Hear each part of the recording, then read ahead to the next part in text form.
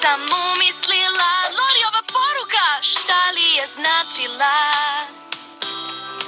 Kad me doda u grupu, da li važna sam mu? Šta mu sad ovo znači? Lori, poludeću.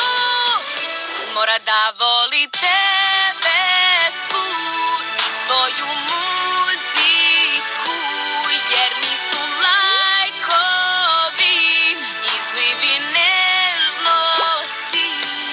To online život nije i vreme će reći šta vredi, a šta loše je. Pusti sad stvar laganu, to pesma baš naša je.